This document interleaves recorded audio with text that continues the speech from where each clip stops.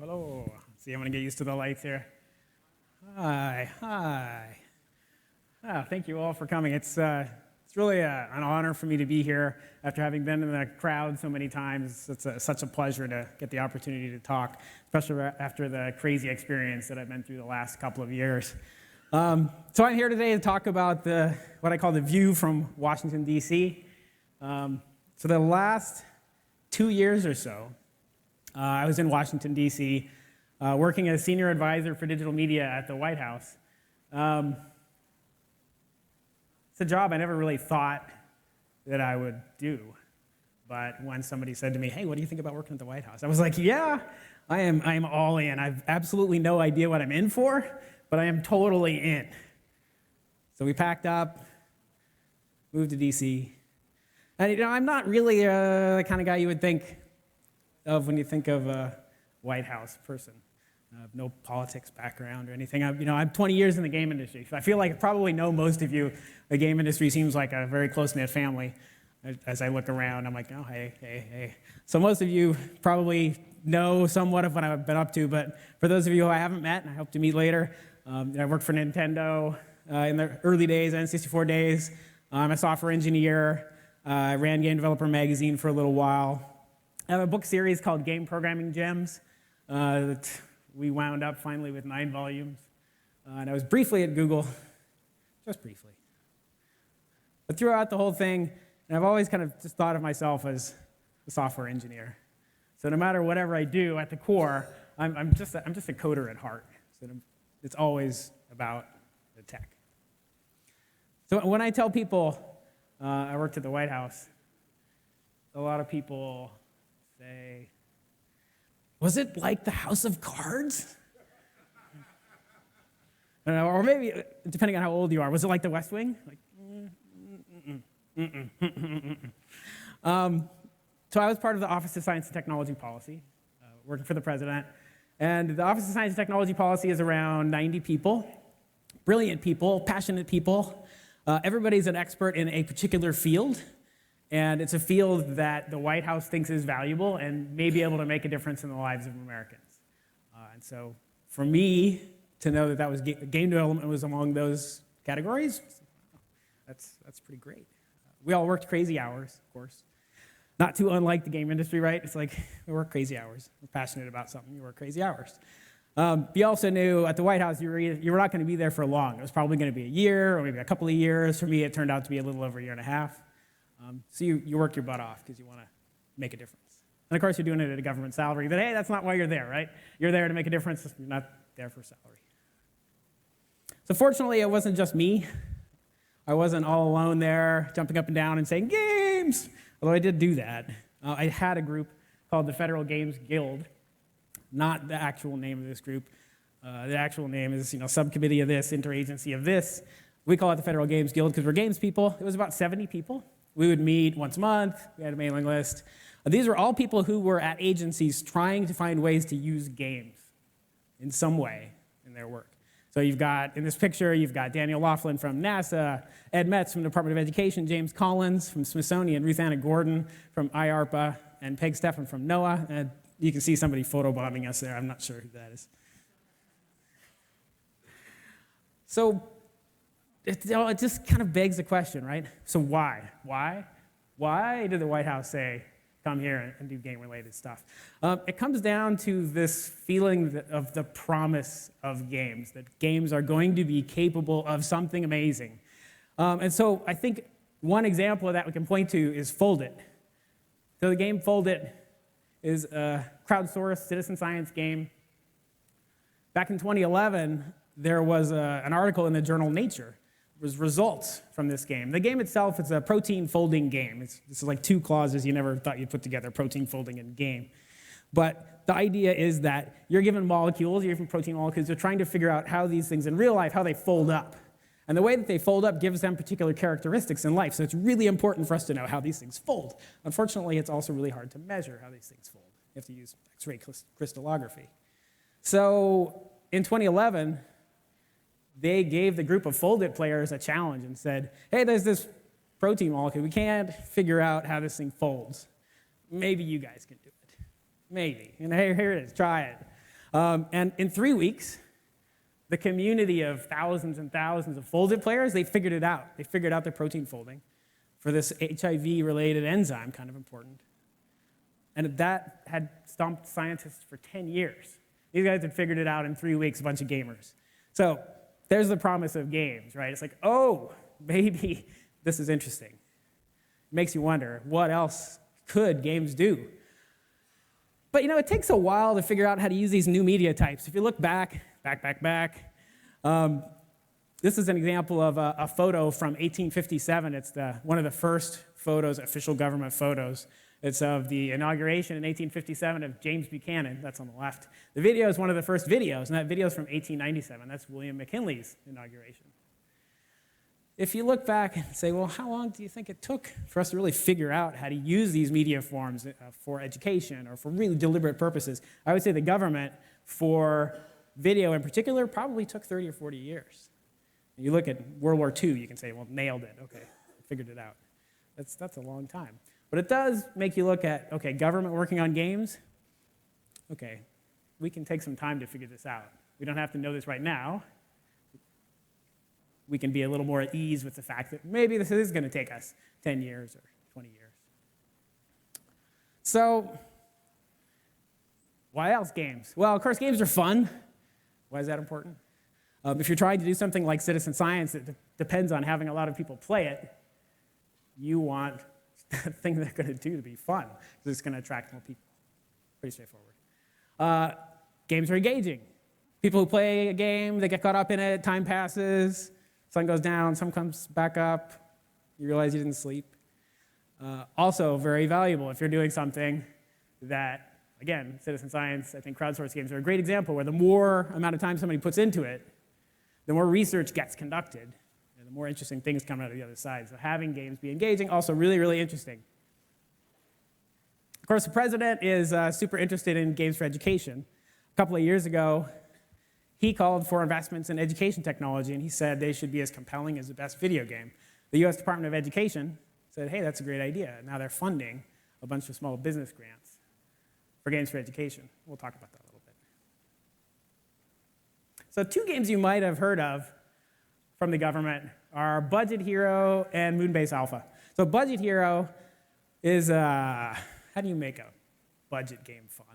Well, Budget Hero, you're trying to balance the budgets. This is a game that teaches you how to balance the budget. The way that you play is you're given cards. The cards are policy cards.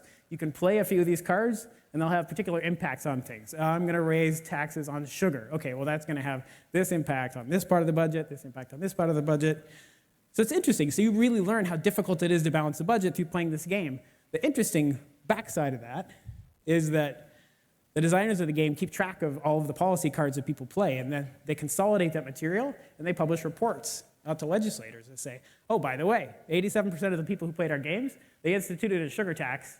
FYI, there might be some interest in the idea of doing a sugar tax, or not. It's a very interesting idea for Budget Hero. NASA's Moonbase Alpha is up on Steam. You can download and play it now. This is a game that's it's a high-fidelity game, PC-based game. The idea is that you're an astronaut, you're on the first colony of Mars, or the moon. Sorry, actually, it started out as Mars. It turned into the moon later.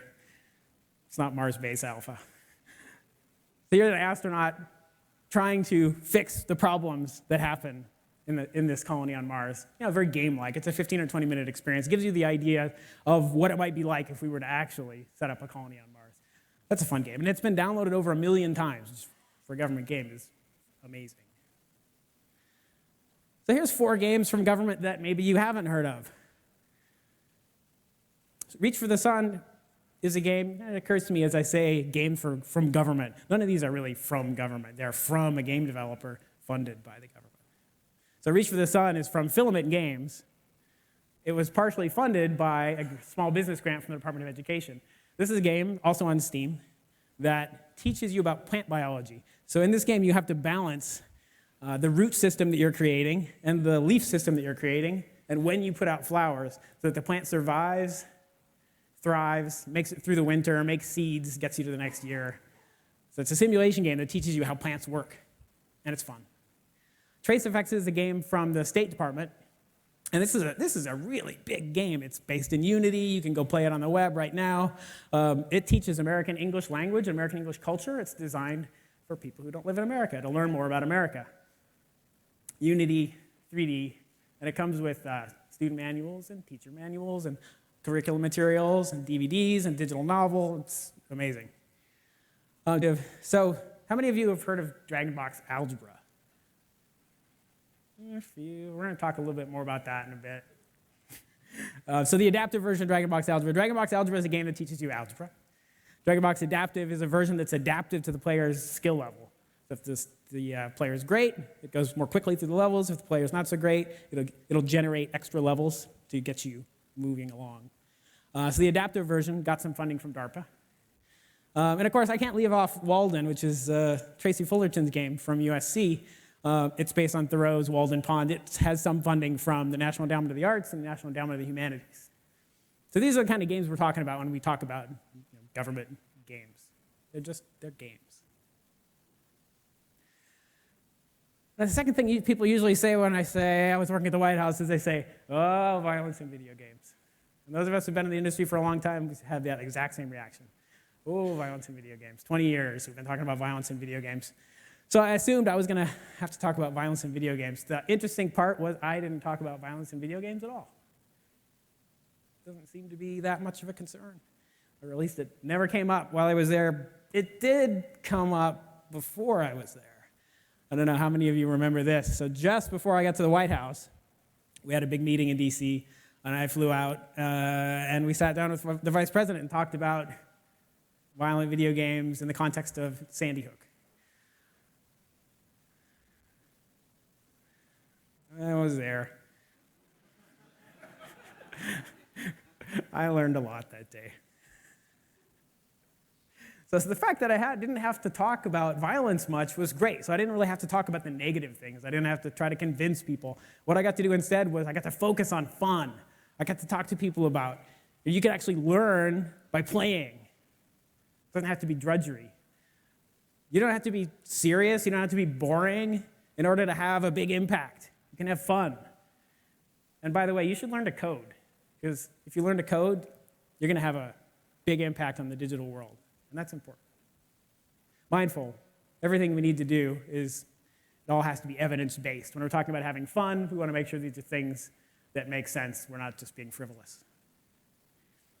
So an example of that, of the kind of things that I talked about a lot, is Minecraft EDU. So Minecraft EDU is an education version of Minecraft. Joel Levin, co-founder of Teacher Gaming, created this. And so teachers can go buy Minecraft EDU and use it in their classroom, and they can find curriculum integrated into it and online to teach their kids chemistry, physics. I like the computer science one a lot. I think this is amazing. Minecraft EDU. Minecraft is so huge that finding ways to use it in the classroom it's remarkable. Teacher Gaming also now has a license for using Kerbal Space Program in the classroom. And if you haven't played Kerbal Space Program, you should take out your laptop and download it. Same with Minecraft, for that matter. Kerbal is, how many of you know Kerbal? Thank you. Okay, good. For those of you who don't know Kerbal, lean over to your neighbor and they'll tell you. It's awesome. It's Lego meets NASA. So we talked a lot. I'm going to show you a few slides from some of the things that we did while we were talking about finding the fun. We always were finding the fun in the context of something. So a lot of what I did was talking about informal science education. So finding ways to teach, finding ways to learn about science and technology and engineering and math, but doing it in an informal way that would get kids engaged.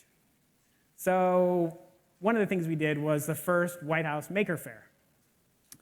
We invited in all sorts of makers. We invited in a 17-foot-tall electric giraffe, which is what this photo is. And we got kids excited. We had a pancake printer, crazy, crazy stuff, really highlighting the capabilities of Americans and moreover, American kids and the amazing things they were doing in science and technology. We also had the White House Science Fair. That's an annual event. And the great thing about the White House Science Fair is that the National STEM Video Game Challenge, the winners of that, they always have a couple of the winners come to the White House Science Fair. So this photo, which I showed you a little bit earlier, I cheated. This is Nicholas Badia. I think he's 15 now. I'm going to get probably an angry email. He might be 16 now. He's amazing. He's made this game called STEMville, which is a game to teach other kids about STEM. And he's like 15 or 16 years old. The president loved it. So it was really great to have him. So every year, ESA and Eline Media and the Joan Gans Cooney Center, they work together on National STEM Video Game Challenge, and we see amazing kids like this come to the White House. Right before I left was Computer Science Education Week, which was something I'm really passionate about as a coder, and wanted to stay through long enough to have an impact on. So right before we left, we had a kids hackathon. We had a day where we had the president coding. I got a picture of that. And we had the kids hackathon. We had 40 kids come in. We had about 40 teachers and parents come in, and we invited a whole bunch of the robot coding people. So we had the Dot and Dash folks. We had some Lego WeDo stuff there. We had Mindstorm stuff there. We had a Now Robot there. We had Coder Dojo there. We had the Google Hour of Code for Christmas lights people there. It was amazing. It was a complete pandemonium at the White House with tons of kids. This is the US CTO and the table that was working on the Sumo robot you can see down in the lower left corner. This is a 3D printed robot that they then program, and it programs over USB, and then the robots fight each other. Crazy. So much fun. And it's all about learning to code. That's the purpose of the whole thing, is to inspire kids to learn to code. So I mentioned that day, we also got the president to code. First time ever. With the help of Code.org brought some kids in, and they did the frozen hour of code together, the president. And the president's been a big supporter of the Learn to Code movement. And he said that a couple of times now. 2 years in a row during Computer Science Education Week, he's talked about the importance of learning to code. So in this case, he coded in JavaScript. Maybe next year we'll go to Python or C++. C#. All right, so that was my what I did on my Christmas vacation set of photos. Now let me tell you about some of the other amazing things that I got to see. So one of the things that I did during the course of my time at the White House was, for the Federal Games Guild, every week I would do a survey of what was out there, what interesting things I was seeing out in the community that people were doing with games that was games beyond entertainment. They were games that were interesting and fun and something, and encourage you to be fit, and were for citizen science, and whatever. And I would put this little newsletter together, and I'd send it out. And I did that more and more and more. Eventually, I started sending it outside as well. And I hope to continue this now that I've left the White House. And I'll tell you more about that in a bit. We called it the Games for Impact Report. It's just a way for the community to be able to get together and learn what each other's doing. Doing that, for me, was a way for me to find out what was actually going on, because I would put feelers out. I would do these newsletters. People would start emailing me and letting me know. So I'm going to tell you about 5 amazing things people are doing with games that you might not know about, that I hope you don't know about, because these are awesome.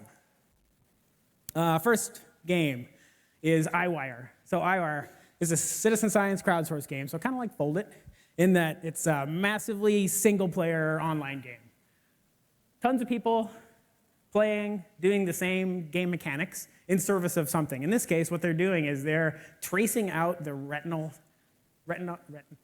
neural tissue, in this case of a mouse. The idea is that the connections between neurons in your brain are something we don't understand at all.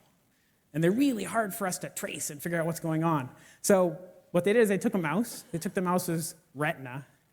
This is a really small, simple example of tissue like you'd find in the brain. They cryogenically froze it, they cut it up into cubes, they dyed it, they sliced it, and they scanned it in. And that's what you get in this game, is a cube of mouse retina tissue. And your job is to trace out the neuron. So they usually start you out with a little piece. They're like, this is neuron. They know that. And you can move up and down through the cube, and it knows the connections between the layers. So if you say, well, this on this layer is part of the neuron, it will extrapolate from there. It knows, the connected pieces. So other people have this cube too. When you play the game, you're given a cube. Other people get the same cube. After a certain number of times that cube has been operated on, the back end will take all of that data and say, okay, well, this is what we believe the actual neuron to be. And through this, so here's the exclamation point part, Well, 2,200 players last year, 2,200 players cooperating together, were able to figure out how the retina can identify motion. That's kind of crazy. So 2,200 players. So there's an article in Nature, in the journal Nature, in May 2014, and it says the starburst, amacrine, and bipolar cells, the positions of the cells and the way that they're interconnected, they can tell as something goes across your field of view from left to right, they fire at different points. Your brain interprets that and says that's motion. Awesome. Let's do more of that. So they've had about 160,000 players at last measure. And the more players, the more work gets done. DragonBox Adaptive. Let me tell you about DragonBox. So DragonBox, the algebra game I mentioned earlier. This is the algebra game running in the background. DragonBox Algebra is a commercial game you can buy. It's for mobile devices. There's two versions, one for 5 and up and one for 12 and up. The difference is mostly that one goes faster than the other. The idea is basically that it starts out with pictures of monsters and a box, and you're trying to get the box on one side by itself. And for those of you who know algebra, if you think, well, that's not too different from trying to solve an algebraic equation by getting x on one side by itself, then x equals whatever the other side is. So this starts out with monsters and gives you the same mechanics of balancing an algebra equation, but does it with cute stuff. And then slowly over the course of the game, as it gets harder and harder and harder, cute stuff's replaced by numbers, monsters are replaced with variables, and suddenly you're doing real math. So that's DragonBox Algebra. The adaptive version is the version that DARPA helped fund, which moved more quickly or more slowly depending on the expertise level of the player. So the cool part is the University of Washington Center for Game Science, Zoran Popovich's group, took DragonBox Adaptive. They're the ones who adapted it. And they took it out, and they took it to 4,000 students from K to 12 in Washington State to play this game. And of those students who played 90 minutes, 93% of them were then able to, on a piece of paper, solve 3 algebraic equations. This includes the kindergartners and the first graders, which I'm told the only difference between them and the 11th and 12th graders is that they needed somebody to really focus their attention. They were able to learn it just as well. They learned in algebra. So this is amazing. 93% in 90 minutes, figured out the fundamentals of solving algebra equations. Cool. But can we do better? So they took this, they tried to reproduce it. They did the Norway Algebra Challenge, also in 2013. And the Norway Algebra Challenge, they got the same result, 93%, which is still amazing. 93%. But then they took a pause, they went back, and they analyzed all the data that came out of the back of this thing. Said, well, is there a way that we can improve the adaptive behaviors to be more efficient? Are there some optimizations we made? So then after doing that work, they went and they did the Minnesota Algebra Challenge with students in Minnesota, and now it was up to 95%. So this sweet spot combination of education, games, and big data to find ways to improve education is amazing. This is a really hot and interesting area, and these guys just said, hey, look, we can do it. This is awesome. So the Algebra Challenge as a concept, I think, is going to continue to grow. I noticed, just doing a research for this, that they're looking at doing a France Algebra Challenge, and they're having some discussions with Clinton Global Initiative about maybe doing something even on a larger scale. Game number 3, Project Evo. What's Project Evo? So this in the lower left corner, this is NeuroRacer. This is not Project Evo. I'm going to tell you what the difference is. So there's a neuroscientist at UC San Francisco. His name's Adam Gazzaley. And his lab has this amazing equipment, fMRI machines, and the skull cap you see in the upper right. And what they figured out is they can measure cognitive ability.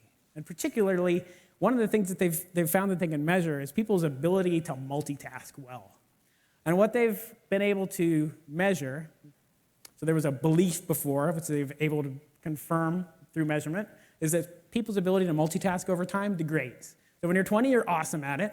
When you're 80, you're not so awesome at it. Those of us who are between 20 and 80 probably can verify a lot of these assumptions. So he said, well, what if the brain's kind of like a muscle? What if we figured out that we can identify this, right? We figured out that we can measure the level of expertise you have here. Maybe we can make a game that exercises this, and we can see if it improves. So this is what NeuroRacer is. NeuroRacer is the game that they made as an intervention to see if they could find ways to improve people's ability to multitask.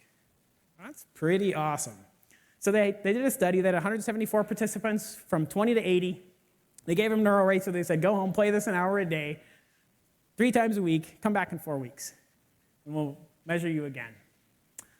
And when they came back, what they found is that the 70 and 80-year-olds suddenly were as good as, or almost as good as, the 20-year-olds were when they first came in.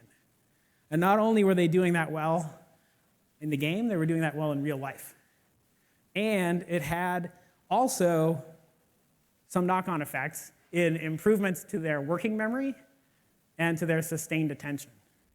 They said, well, this is huge, right? This is amazing. We're using a game and we're having real impacts on people in an area that people weren't sure you could have an impact. So this was published in Nature, the journal Nature, September 2013. So this is where Project EVO comes in. There's a group called Achille Interactive that licensed this technology from the lab and is now developing Project EVO. So EVO is the higher fidelity commercial version of this. And they were working with a couple pharmaceutical companies. Pfizer, I think, is doing a study now of 100 people, and they're hoping to get FDA approval to have this game be an intervention you can use to improve your ability to multitask as you age. That's amazing. Game number 4. This is not technically a game. It's a use of a game, but I put it here anyway because it's awesome. And you can also see that I stole this off of YouTube. Sorry. Block by Block is a program. This is a program that's a collaboration between Mojang, makers of Minecraft, and the United Nations Human Settlements Program, also called UN Habitat, because it's easier to remember. And the goal of the program is to upgrade 300 public spaces around the world in the next 4 years. And what they're using Minecraft for is they're modeling the environment, and then they're going to the community and saying, here's your park in Minecraft. Why don't you change your park to be the park that you want? And then give that to me, and we'll consolidate all that, take in all that feedback. We'll all work together. We'll redesign the park to suit your needs, and then we'll go help you build it. So that's what Block by Block is. You can see in the video there's examples of what they built as the initial implementations. And then on the right-hand side of the screen, you can see a before and after of an area called Lotus Gardens in Mumbai, India. So before is what was there, and then after is what was co-designed with the community. All using Minecraft. Lastly, I'll tell you about number 5, game number 5. So a few months ago, you probably all remember, we were talking about Ebola a lot. And I was wondering, is there something game developers can do to help with the Ebola crisis? And I said that out loud, and somebody told me never to say that again, because the word Ebola and the word game in the same sentence is probably not a good idea. The funny thing was, a couple of days later, I heard about the Ebola Training Challenge. The Ebola Training Challenge is a hackathon with game developers that took place in Seattle. It was run by Shift Labs, Beth Kolko, founder of Shift Labs, the health startup in Seattle. They had heard that they were having a hard time training people who were going to go to Liberia and help at the Ebola centers. These people were going in there, they'd put on their personal protective equipment, they'd overheat, they'd do stupid things because they weren't trained. They're like, can you help us with training? I said, well, sure. We'll see what we can do. So over the course of a weekend, they got 40 game developers together, and they did instead of a competitive hackathon, they did a cooperative hackathon. So they said, well, let's try and make a simulation. We'll do it in Unity, because we're game developers, we know Unity. We'll use a Kinect, and the Kinect will monitor what the person is doing, so if they do something dumb, like putting up their hands and scratching their nose with their Ebola-covered glove, we'll tell them not to do that. So they created this simulation. You can see it's simulating the humidity on their goggles, because after about 45 minutes in one of those suits, your goggles, they fog up. And you got to take your suit off, or you're going to reach up with your glove, which is something you don't want to do. So this is amazing. Again, an example of games, or game technologies in this case. There's no leveling up in the Ebola Training Challenge. Being used for something more.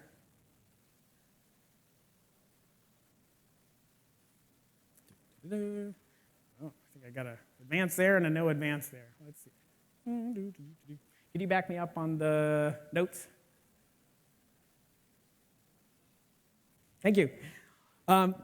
So 5 very different games, very different uses of games, game technologies. What does that have to do with us? I mean, we all focus on entertainment. In fact, we're really good at focusing on entertainment. I mean, look at these graphs. They all go up and to the right, exactly what you want graphs to look like. We've been doing amazing, like for years and years and years now. You know, there's some bumps in the road, there's some shrinkage here, and there's some expansion here, but for the most part, we figured out how to do games for entertainment really, really well. And that's awesome.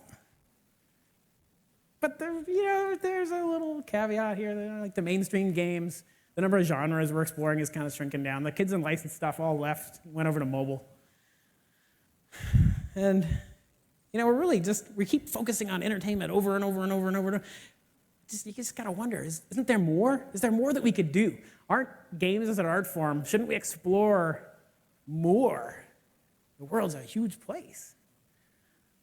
And you can say, well, indie game developers, I don't know what you're talking about. Like, look at these indie games. This is a Google search result. Like, this is 20 games that all look different and amazing and crazy and awesome. And yes, there is so much variety in the ecosystem of games for entertainment, and I love it. But I think even in mobile, we're seeing there's starting to be some challenges where team sizes are getting bigger because production quality is going up. It's harder to do user acquisition. It just costs more. It's getting tougher and tougher as an indie game developer, too. Also, you've got kind of the Candy Crush phenomenon where you make a great game, or maybe this is a Flappy Bird phenomenon. You make a great game, and then now there's 20 games that look just like yours. Actually, this is the 2048 phenomenon. I'm renaming it. What a bummer. I made a great game. It was totally outside of the box, new genre, and now everybody copied me. Okay.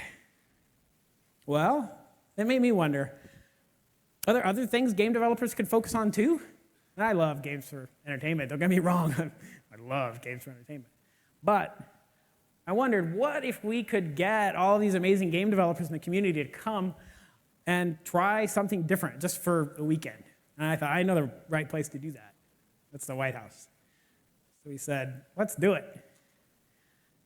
We called up a bunch of game developers, got 100 game developers to fly into town into Washington, D.C., 35 educators and researchers and students. And we all hung out for the weekend and made games together, games for education. And each game team was partnered up with a teacher, and the teacher was matching things up with standards. And at the end of the weekend, we had a celebration at the White House, and we showed off what we made. We'd made 23 amazing education games. I think we did pretty well, pardon the low-tech way I'm playing all these videos here. This is just a selection of 12 of the 23. The thing that made me feel so good about this experience is the developers who had so much fun over the weekend. And the jam itself was a blast. And I had people come up to me afterwards and say, I'd never thought about doing this before.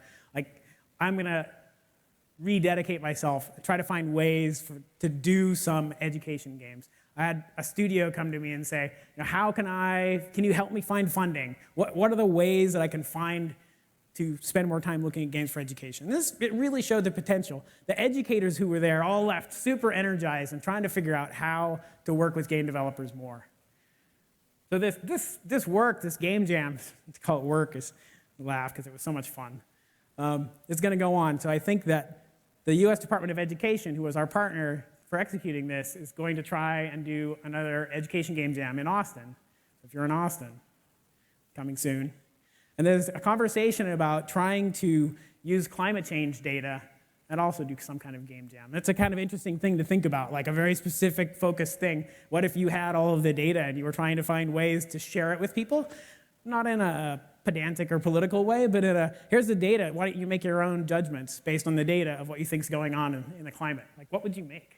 And how would you make it fun? It's interesting. So if you go to the link at the bottom of this page, you'll find all of the White House education game jam videos. So I think we've been great at making entertainment games. I'm always cautious about talking about other kind of games because I don't want people to think, I hate entertainment games. I've done it for 20 years. But can't games do more? Like, there have never been this many game developers before, right? We have 400 schools in North America training game developers. That's amazing. It's never been this easy to create games. It's never been this easy to distribute games. Isn't now the time we should be exploring other opportunities? Why are we not exploring all that games might be capable of? Let's work together and figure out how we can redefine what it means to play a game. I think there are 3 great examples of people who are trying to do this that you may have heard of. The Global Game Jam, which was pretty recent, 28,000 people around the globe making games over a weekend. Jamming is an amazing way to explore a different space. Amnesia Fortnite, Double Fine's Amnesia Fortnite. This is a 14-day-long game jam, essentially, where they're exploring new ideas for games. And then Glass Lab is an educational lab based at Electronic Arts. It's a collaboration with EA and SRI and ETS and the Gates Foundation, the MacArthur Foundation. They're trying to find ways to really make big budget, AAA quality education games.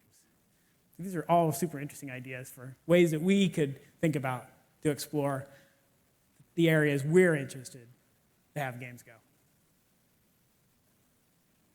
So again, I just want to say thank you so much for having me be here, and it's been my honor to try to tell everybody how amazing games are from the White House for the past few years. And I'm going to continue doing that in whatever way I can do it. But I love doing it at the White House. And if you want to stay in touch on other places games are going, games for education, games for health and fitness, games that teach computer science, if you're curious about this topic, I'm going to stand up a group, and we'll call it the Games for Impact Report for now. And this is the bit.ly link. You can go there and throw your email in there, and we'll all find a way to communicate together. There's a great IGDA group as well that covers educational games. You should be sure to reach out and engage with that. There are 3 awesome conferences: the Games for Change Conference in New York City, Games Learning and Society, which is based in Madison, Wisconsin, and Serious Play, which moves around, but this year is at Carnegie Mellon. These are all amazing resources. The talks that are online, the papers are online. Check those out. And lastly, just thank you to all of the fantastic partners that I was able to work with. There's no way I could have done this by myself over the last 18, 20 months. That was a crazy cauldron. And having ESA and having IGDA and Learning Games Network, Foundations, Joan Gans Cooney Center at the Sesame Street, Eline Media, the guys who make Never Alone. These folks were all fantastic partners for me, and I just want to say thank you to them. And thank you to you for doing everything that you do. And I will look forward to playing your games more in the future. Thanks.